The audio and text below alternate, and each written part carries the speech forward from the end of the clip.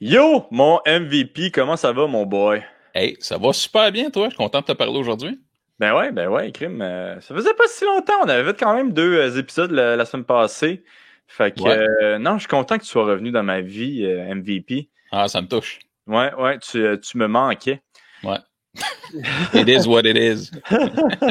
Puis, hey, aujourd'hui, là, je suis super content.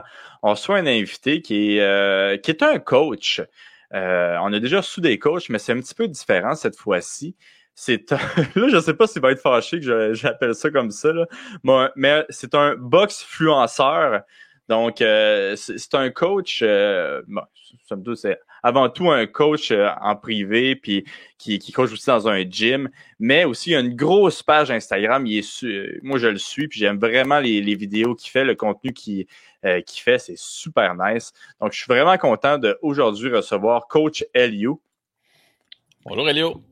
Salut, ça va? Est-ce que je t'ai insulté quand je t'ai appelé un box-fluenceur? Non, non, tu m'as pas insulté. C'est très normal parce que, en fait, moi, je peux me considérer comme vraiment un coach de compétition avant tout. Mhm. Mais oui, je donne des cours privés parce que il faut pas fermer la porte aux gens qui veulent apprendre la boxe. Oui, je suis encore un nouveau entraîneur de boxe. Je suis encore jeune, j'ai juste 38 ans. Ça fait juste 4-5 ans que je suis entraîneur. Et ouais, le chemin est encore long pour être plus crédible, plus faire un nom dans le monde de la boxe. Puis là, on voit en arrière de toi, là, c'est Track Fit. By the way, beau background. T'es probablement le gars qui a le meilleur background à date de tout le podcast. Vraiment. C'est-tu la seule place où que t'entraînes tes athlètes, ça, Track Fit, ou t'as d'autres gyms? Non, non, moi en fait, En fait, pour commencer, moi j'ai commencé à entraîner la boxe au club de boxe champion. Mhm. Et après, on a déménagé pour faire un gym de boxe à nous, c'est Pound for Pound. Je suis le vice-président de ce gym-là et je suis un entraîneur. On est une équipe de 5 entraîneurs. Euh, Vincent Auclair, Monsieur Rénal Boisvert, moi et Philippe et Harrison. Euh, on a une grande équipe de boxeurs amateurs et on a quelques boxeurs pros, à peu près je peux dire 6-8 boxeurs pros.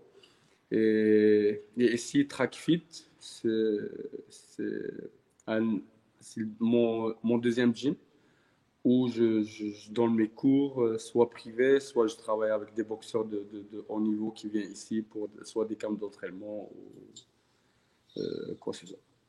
Puis c'est situé où ton autre gym, tu disais? Il est-tu aussi à Montréal? Oh, ouais. Et ici à Montréal, c'est sur Auckland, c'est dans ce coin-là. OK, parfait. Puis toi, tu disais que ça faisait juste 5 ans que tu étais coach. Euh, Là, je pense, en tout cas, ce que je comprends, c'est que tu viens pas de Montréal, là. Fait que ça Pas fait-tu pareil. mais ça fait-tu 5 ans que t'es à Montréal ou t'étais là avant? Non, en fait, moi, je suis arrivé ici au Canada et à Montréal en 2010. OK? Je suis d'origine marocaine. Mhm. Et mon nom c'est El Mustafa Yousfi. Et mon nom sur les réseaux sociaux, c'est Elio. C'est le début de mon nom et mon prénom. Oui, j'ai repris la boxe à peu près en 2012. Et en fait, moi, à la base, je suis un cuisinier. Je suis venu Mhm. ici au Canada pour un permis de travail comme cuisinier. Bah, j'ai aimé, j'ai fait la procédure pour demander la résidence permanente. Je suis resté ici. Et après, j'ai repris la boxe. Et là, j'ai fait ma formation avec Boxe Québec. C'est Rénal Boisvert qui m'a formé, était mon entraîneur et m'a formé aussi. J'ai 3 niveaux, niveau 1, 2 et 3. Et bah voilà, en attendant de faire ma formation PNCE pour plus avancer. Puis toi, tu disais que tu as repris la boxe. T'en faisais de la boxe au Maroc, j'imagine? En, en fait, moi, je faisais de la boxe, mais je commençais déjà en retard. Je l'ai fait juste 2 ans au Maroc. J'ai OK. commencé en retard parce que l'image de la boxe, les arts martiaux de ce genre, c'est un peu mal vu. C'est, même au Maroc, normalement, c'est pour les voyous, c'est lié aux commotions cérébrales et tout, c'est lié à la violence. Et bah voilà, mes parents, ils ont été contre, mais j'ai fini par le faire. Puis c'est-tu c'est parce que tes parents étaient loin que tu as décidé de Ah non, commencer non, je l'ai fait au Maroc. Je l'ai fait au OK, tu l'as Maroc. fait au Maroc, OK. Ouais, ouais. Puis c'est-tu rendu à Montréal que tu es devenu vraiment un coach ou tu étais coach avant Ouais. ça? Non, non, je peux dire que j'ai aimé le coaching à cause de Reynald Boisvert. OK. OK. C'est un Parfait. monsieur qui m'a vraiment inspiré. C'est vraiment, j'ai aimé sa façon de voir les choses, de faire les choses. Il est très ouvert d'esprit, malgré que quand même, je ne veux pas dire un vieux monsieur, mais normalement, ouais, on peut le considérer comme old school, mais il n'est pas vraiment old school, du tout, du Mhm. tout, du tout. Alors, il a accepté de suivre l'évolution de la boxe. OK. Puis là, toi, tu disais que tu voulais faire ton PNC1 prochainement ou tu l'as déjà fait? Ouais, non, c'est dans mes projets. OK, ben parfait, c'est cool ça. C'est quand que tu vas le faire après le COVID? Ouais, bah c'est ça. Je vais voir comment ça va rouler cette période. C'est quand même une période un peu critique et tout, tu vois. Et j'attends juste voir pour. Tu peux pas vraiment planifier vraiment à cette période. Mhm. Qu'est-ce qui te plaît le plus, Elio, d'entraîner l'athlète? C'est-à-dire, est-ce que c'est l'espèce de côté psychologique d'aller chercher les meilleurs éléments individuels pour aider chacun? Qu'est-ce qui t'a stimulé le plus de dire, parfait, je vais partager mes connaissances, mais ça, particulièrement, cet élément-là m'allume davantage? En fait, moi, j'ai une vision, c'est vraiment artistique. C'est un peu bizarre de lier ça à la boxe, mais depuis que j'étais jeune, j'ai entendu que c'est noble art. Noble art, noble art, noble art. Et malheureusement, il y a des, il y a des places, ou bien, je sais pas, qui reflètent pas ça. C'est quand on enlève l'art de la boxe, il devient une bagarre, il devient juste une bataille. Et moi, j'essaie de former ou bien de coacher avec l'art. Et comme il a dit Rena, si on n'arrive pas à impressionner avec la boxe, ça veut dire qu'il n'est pas beau à voir, il faut être beau à voir. Euh, Et, et, et parmi les éléments qu'il faut respecter pour ça, c'est le footwork, les déplacements. Parce que les boxeurs, même dans le temps et tout, Muhammad Ali, tous les boxeurs qui ont marqué l'histoire, c'est des boxeurs qui ont un bon footwork. Puis j'imagine que, bon, tu parles de footwork, tu parles d'art. J'imagine qu'un bel exemple présentement, c'est Lomachenko, que justement son père l'avait coaché, puis il l'avait obligé à prendre des cours de danse, tu sais, avant de, avant de commencer la boxe, puis faire d'autres choses aussi. Je pense qu'il faisait de la lutte, puis il faisait beaucoup de choses, Ouais. beaucoup de sports Moi, je ne vais pas différents. partir loin.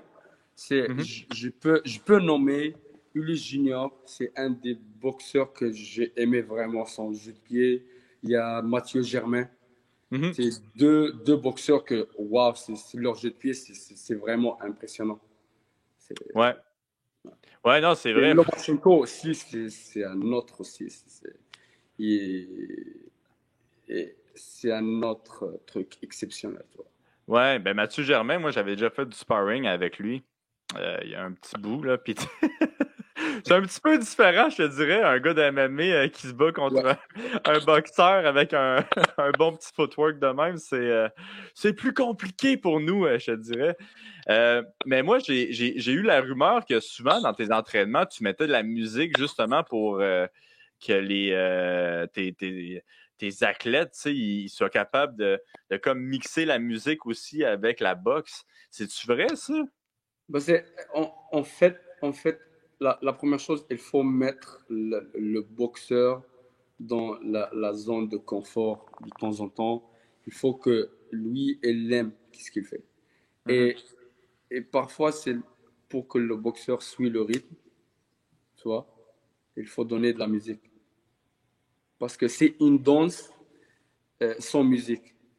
Alors, pour que le boxeur apprend à danser sans musique, tu vois, au début, tu l'aides, tu mets de la musique, tu vois, jusqu'à qu'à un moment donné, tu t'enlèves, il va être capable de danser sans musique. Mais oui, j'aime mettre la musique pour les boxeurs. Hmm. Je trouve ça intéressant, ça. Moi, tu sais, je pense que tu t'entraînes une de mes bonnes amies, là, Alexandra. Puis c'est elle qui m'avait dit ça. Puis j'étais comme, bah ouais, ça fait du sens, man. Puis depuis ce temps-là, depuis que. Oh, bye bye, Elio. Oups, Oh, excuse-moi, OK, il est c'est back. juste un appel. Excuse. Oui, tu peux redire ce que tu as dit, excuse-moi. Ouais, non, c'est ça. Depuis que. C'est Alexandra m'avait dit que tu mettais de la musique Le pendant tes son, ça entraînements. coupe. J'entends pas. Oups. Yes, hey, on a eu un petit problème technique, mais c'est ça, comme on disait, moi, c'est Alexandra qui m'avait dit que tu mettais de la musique pendant tes entraînements. Puis depuis ce temps-là, moi aussi, je donne des cours dans des parcs présentement, puis je mets de la musique, tu sais. Que je trouvais ça intéressant comme, euh, comme concept, esprit de mettre de la musique. Y a-tu des concepts un petit peu aussi, peut-être qui sortent de l'ordinaire, que tu utilises quand tu entraînes du monde, toi? Bah, en fait, moi, pour une période, je travaillais avec les enfants, je travaillais au primaire et Mhm. je donnais une activité parascolaire. On l'appelle ACLO, activité culturelle de la langue d'origine. Et je travaillais avec des jeunes. Et, et cette période, ou bien cette expérience, il m'a appris beaucoup de choses, ou bien il a changé beaucoup de choses dans ma vie. Et c'est de, parfois on oublie, quand on est coach, on oublie que on a passé par l'apprentissage, il y a des affaires qu'on ne comprenait pas. Alors, j'essaie de me mettre à la place de l'athlète, de boxeur, et j'essaie de prendre sa main pour l'amener pour l'amener au point que je vise. Parce que si on n'est pas patient, si on blâme les autres et on n'assume pas l'échec ou bien la réussite, ça marche pas.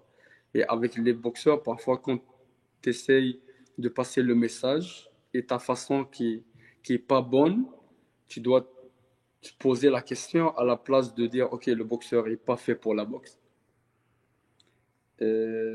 Alors, en gros, c'est ça, c'est la patience, c'est vraiment moi, j'aime ce que je fais, pour moi, c'est pas une nouvelle religion qu'on peut l'appeler. Mhm.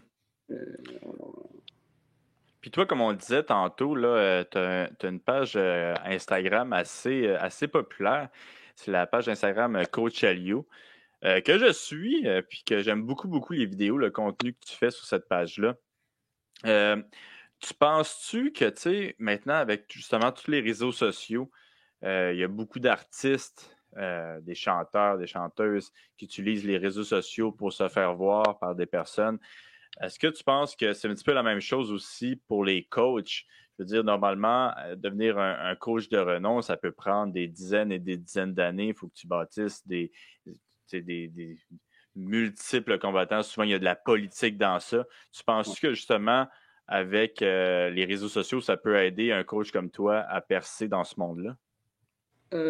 oui, pourquoi pas, parce que déjà, la boxe est devenue à la mode maintenant, que tout le monde, il veut faire la boxe. C'est un bon sport, tu vois, que tout le monde essaye de le faire. Et une fois on l'essaye, on s'accroche. Mais les réseaux sociaux, moi, au début, c'était juste pour partager. Parce que j'ai aimé partager, je voulais rien garder pour moi. C'est pour ça que je suis allé sur les réseaux sociaux. Mais à un moment donné, ça a commencé à cartonner. J'ai commencé à 300 abonnés. Ça monte, ça monte, ça monte, ça monte. J'ai rien forcé, j'ai rien. C'est juste, j'ai partagé ce que j'aime faire, ce que je sais faire. Et ça a donné ce qu'on voit maintenant. C'était pas dans mes plans. Oh, wow. Fait que Es-tu toi, étonné que ça soit aussi, ça s'est fait aussi organiquement comme ça? Pardon? Est-ce que ça t'a étonné que ça se soit passé aussi organiquement comme ça pour la croissance là, de la plateforme? Ouais, pour de vrai, oui. En fait, c'est Coach Frank, c'est lui, parce qu'on vient de le même gym, de boxe, club de boxe champion. C'est lui qui m'a vraiment orienté, aidé. En fait, moi, au début, j'ai mis mon nom au complet, mais lui, il m'a donné un conseil. Il m'a dit, écoute, parfois, il y a des gens, tu vas tomber sur des gens qui sont racistes. Ils vont juste zapper la page. C'est juste à cause de ton nom. Avant que de voir ce que tu fais. C'est lui qui m'a dit, mais coach Elio. oh, Et, wow. ouais, je lui dis merci. Bon call. Ouais, je lui dis merci. Il m'a donné quelques conseils. Ben, voilà, et ça donnait vraiment ça. À un moment donné, je me réveille le matin, je trouve 300 abonnés de nouveau. Je dis, OK, qu'est-ce qui se passe maintenant?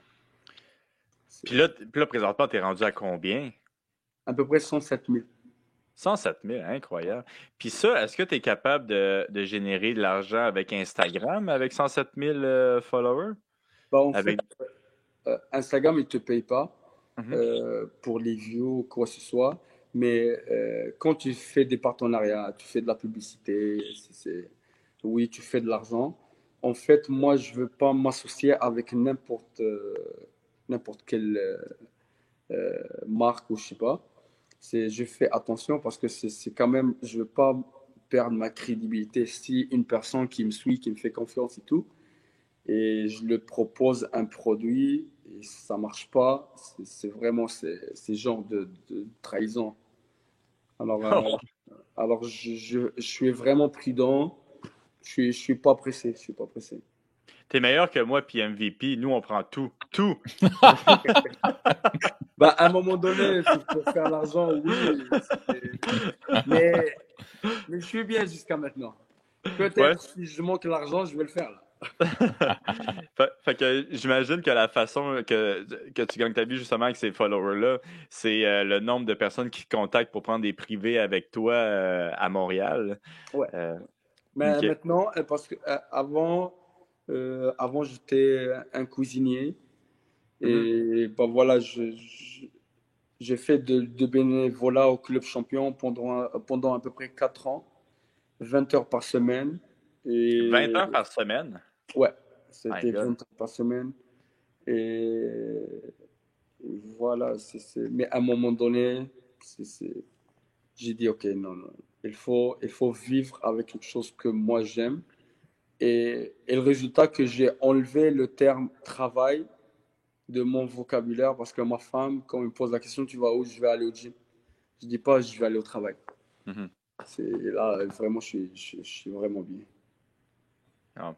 Puis est-ce que le COVID, euh, est-ce que ça t'a aidé? Parce que toi, comme tu disais, tu donnes beaucoup de cours privés. Donc, peut-être les gyms privés étaient un petit peu moins touchés, à moins que je me trompe, là. Mais tu donnais-tu aussi des cours par téléphone? Je sais que moi, j'en donnais quelques-uns, des cours par téléphone, donc, ben, par téléphone, par Zoom, là. Téléphone, ça aurait été weird. euh, ouais, la période de Covid, ouais, m'a aidé. J'ai grossi un peu, j'ai pris de poids. Et, Nice, nice. mais on a utilisé Zoom une période, on a utilisé ça avec les gars de la compétition. On a donné des vidéos pour des rounds de boxe pour qu'ils l'analysent, tu vois. Et on demande d'imiter un boxeur. Mhm. Et voilà, on a donné une semaine et on a fait le Zoom pour regarder son rendu où et tout. Mais en fait, moi, personnellement, j'ai jamais essayé de donner un cours à distance. je suis un peu, je suis un peu contre. C'est difficile, Elio, je te le dis, Très là. difficile. Non, mais check, très difficile. Toi, tu le sais, t'es un ancien combattant. Je sais pas si t'es un ancien ou t'es encore. Hey, come on! Elio, voyons, je t'invite à mon émission et tu m'insultes de même. Non, non, non, excuse. Alors, t'es un Check combattant. MVP qui est content, là, c'est quoi ça? Ok, je retire, on coupe ça, ok. Mais t'es un combattant et tu sais que les détails, ça Ouais, ne c'est se donne important. pas de loin. Mais parfois, ça donne des résultats, mais de préférence le contact physique. Ouais, ben c'est ça. Puis, tabarouette, justement, dans une ère qu'on n'a plus le droit d'avoir de contact physique, là, entre parenthèses, là, c'est Ouais. comme, c'est difficile. Mais y a-tu fallu que justement, tu changes des choses, toi, avec ton coaching? Parce que, bon, euh, comme on dit, les règles sont un petit peu différentes, là. Ouais, en fait, moi, j'avais des clients qui m'ont contacté pour donner des cours sur Zoom. Mais en fait, moi, je parle pas vraiment anglais. Et la majorité les gens qui me suivent sont aux States, sont à l'Angleterre. Et quand tu manques quand il y a un gros trou dans le vocabulaire, tu vois, je vais corriger comment la personne. C'est pour ça que je dis non. Et bah voilà, c'est ça. Hmm. Ouais, tu veux vraiment donner de la qualité comme coach, s'il te donne de l'argent. Je respecte ça quand même, là. Ouais, je, je ne peux pas, tu vois, je ne peux pas. Ouais. C'est, c'est comme tu vas dans un resto et c'est juste, tu as la bonne bouffe, mais tu le présentes pas bien sur l'assiette et tu donnes l'assiette, vas-y, mange. Mhm. Même si c'est bon ce que tu fais, mais il faut le raffiner, il faut donner comme il faut. Puis là, présentement, il y a des nouvelles règles avec le gouvernement, là, justement, qui veulent repartir le sport de combat avec les bulles. Est-ce que tu as commencé à parler à tes athlètes, justement, pour commencer à faire ce genre d'entraînement-là? Ouais, en fait, maintenant on a le feu vert normalement pour les sparring, mais OK. avec des bulles de 4 personnes. Et ben voilà, les boxeurs, on a déjà, en fait, avant on faisait juste un cours de groupe, on regroupe tous les boxeurs. Mhm. Et maintenant, non, on fait 3 groupes chaque soirée pour respecter les règlements de la fédération. Ouais, mais attends, Et, quand tu pardon? dis 3 groupes, tu veux dire que tu fais 3 cours de 4 personnes par cours? Ou tu fais. En fait, parce que nous, on est 4 entraîneurs. Oh, on est Hmm. 5 entraîneurs, pardon. Alors, même si parfois le groupe, il y a plus de 4 personnes, on fait des petits ateliers pour Hmm. garder les boxeurs loin. Comme tu as vu dans le gym où on est, le gym est très grand et il y a beaucoup, beaucoup de sacs. Alors, la place vraiment aide beaucoup. Hmm. Puis est-ce qu'il y a un défi justement pour créer ces groupes-là? Parce que j'imagine que s'il y a une personne qui est un petit peu moins assidue, ça vient de tout gâcher l'entraînement des autres personnes, là. Non, en fait, on a fait un sondage et on a communiqué avec les boxeurs. C'est une période très critique. Il faut l'engagement. Et on a expliqué comme quoi il faut faire des ateliers comme ça, des petits groupes comme ça de 4 personnes. Et les boxeurs, ils ont montré que voilà, ils sont engagés. Ben voilà, c'est question d'engagement. Les boxeurs maintenant sont vraiment conscients. Et voilà, ils aiment vraiment la boxe. Alors, ils sont prêts à donner des sacrifices pour le faire. Hmm. Puis est-ce que la compétition, est-ce qu'ils veulent recommencer la compétition prochainement? Que ce soit amateur ou que ce soit. Excuse-moi, je me suis pas informé là-dessus pour la boxe, là. Il n'y a rien qui est sûr, mais j'ai entendu comme quoi il y aura un gala de boxe au Québec. Mhm. Mais le boxe amateur, non, c'est encore loin de tout ça. Il y a pas de- il y a pas des sorties claires de la fédération pour dire, OK, on a vraiment le droit de faire des tournois, des galas, pardon, et tout. Mhm. Puis as-tu un de tes combattants qui ont été contactés pour justement faire ce gala pro-là? Ah, ok, on n'a pas le. C'est bon!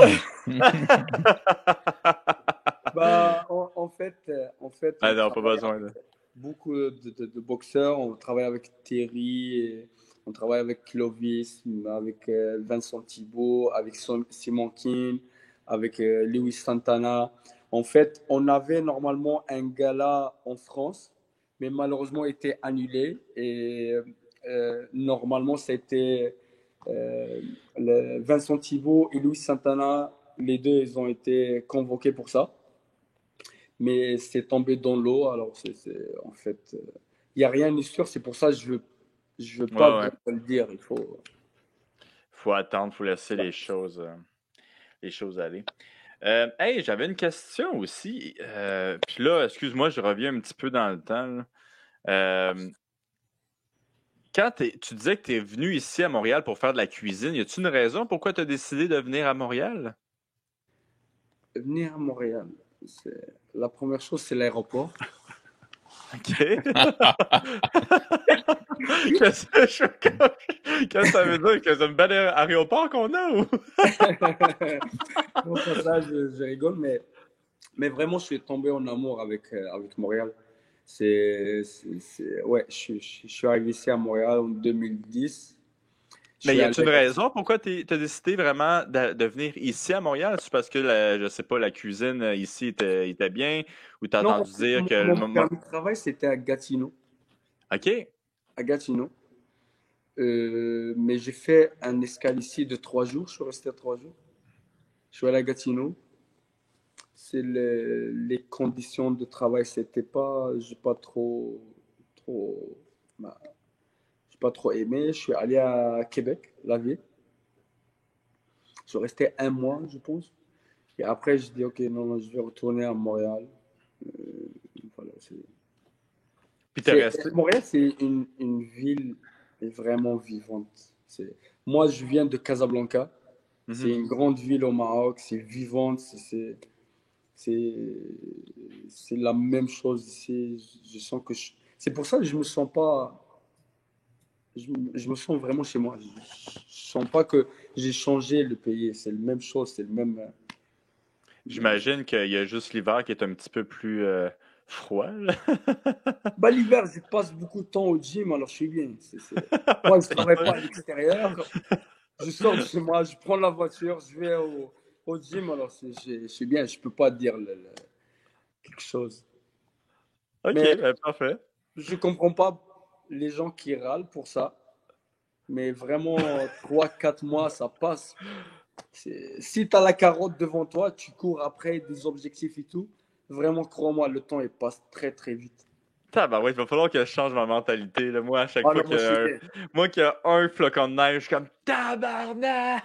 Ouais, mais c'est parce que toi, ça fait 30 ans que tu vois ça. C'est Ah ça qui ouais, ça arrive. se peut, là. Oh my god. Je suis tellement triste, Moi, la vraiment. première fois que j'ai vu de la neige, je dis waouh! Ben, moi aussi, mais j'étais très jeune. Tu sais. Mais Elio, tu disais que tu as fait tes premières armes comme entraîneur ici à Montréal. Ça fait 5 ans. Donc, tu sais, il y a quand même beaucoup de choses qui se sont passées dans ton parcours. Qu'est-ce qui te rendrait heureux comme entraîneur dans 5 ans au niveau de tes accomplissements? C'est, je commence par la chose la plus importante, c'est aider les jeunes. Moi, c'est au début, c'était vraiment aider les jeunes. Moi, j'étais comme je dis, club champion. Le club, c'est dans le Saint-Michel. C'est un quartier un peu, on peut l'appeler, on peut dire un peu chaud.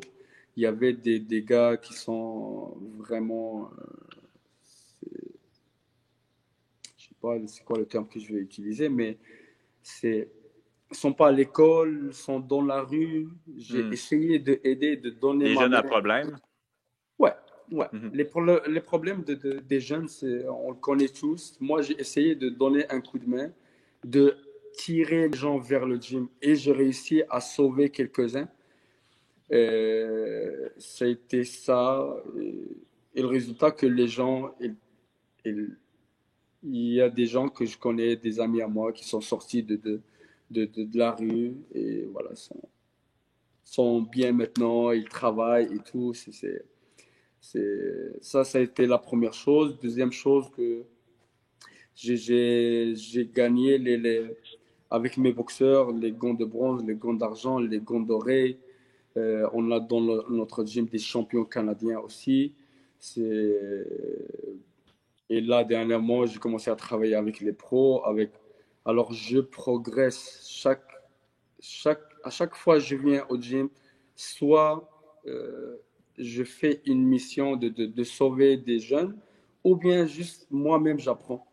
Alors, c'est graduellement. Je ne veux pas m'étouffer avec des objectifs un peu durs avec moi, mais vraiment, j'ai des objectifs à long terme. J'essaie juste de suivre. Je suis content de faire ce que je fais, malgré que on n'a pas vraiment beaucoup de boxeurs ou bien des gens qui s'intéressent à la boxe ici à Montréal, parce que quand on voit les inscriptions au gym ces derniers temps, c'est vraiment commencé à chuter. Puis, par exemple, toi, tu disais que tu avais plusieurs athlètes, là. Comment tu fais justement pour les garder motivés avec l'absence de toute compétition, de tout combat? J'imagine que c'est un gros défi, ça aussi, là. Oui, bah, en fait, le boxeur, soit cette période ou bien une période de blessure, il doit apprendre à continuer à travailler. Mhm. Et si tu as ce sens-là, bah, c'est sûr que tu ne vas pas être impatient, tu vois, pour aller se battre, mais au contraire, c'est une période que tu profites, que le monde s'arrête pour toi, pour que toi, tu t'améliores. Moi, je le vois comme ça, je l'explique comme ça aux boxeurs qu'ils sont vraiment chanceux parce que le monde a arrêté pour que eux s'améliorent, pour qu'ils travaillent, pour qu'ils rattrapent la vague. Mhm. Puis là, changement encore de sujet, là. Je suis bon pour changer de sujet.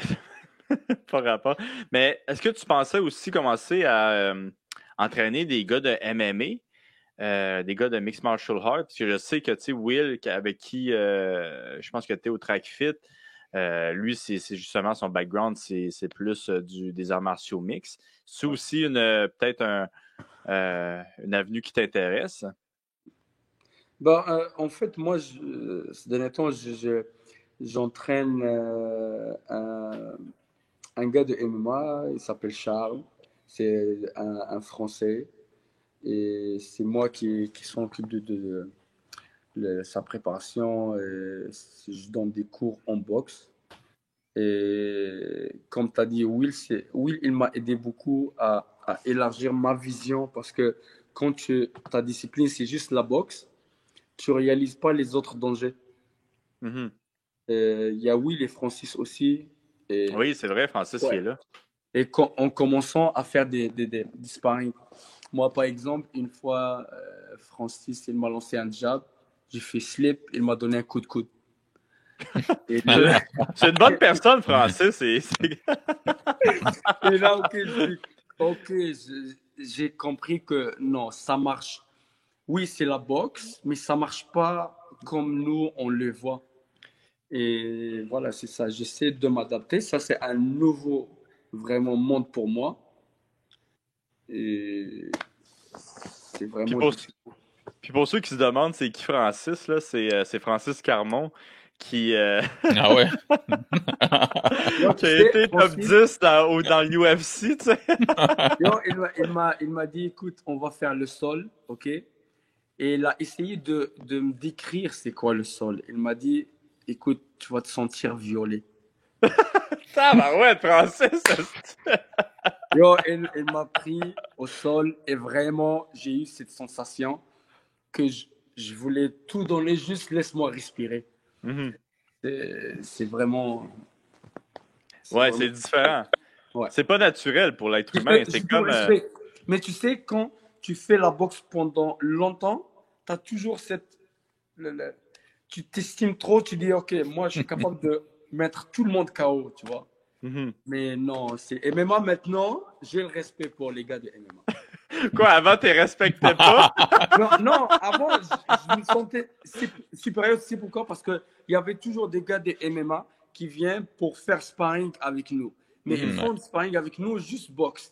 Et nous, on avait toujours l'avantage. Ça, c'est normal. OK?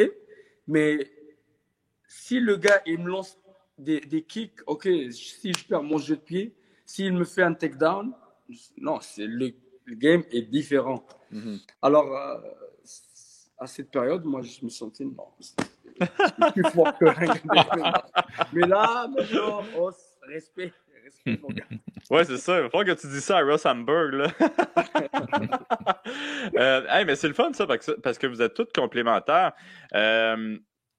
Puis, est-ce que vous êtes juste 3 dans ce projet-là qui est TrackFit ou il y a d'autres personnes? Ouais, pour le moment, on est juste 3. Il y a aussi un coach avec nous, il s'appelle Alpha. Je pense que tu connais aussi. Ouais, ça se peut. Ouais. Et lui est avec nous. Ouais, pour le moment, on est 4. OK, ben wow. Puis si, par exemple, on veut prendre des cours avec toi, c'est comment on s'y prend? Comment il faut commencer par me contacter? Et voilà, c'est ça la première étape. Me dire c'est quoi les attentes. Et voilà. Puis c'est où qu'ils peuvent te contacter, le monde? La majorité, c'est sur mon Instagram. Ou bien par email, c'est sur mon Instagram. Puis, as-tu quelque chose d'autre que tu aimerais ça plugger avant de finir l'épisode?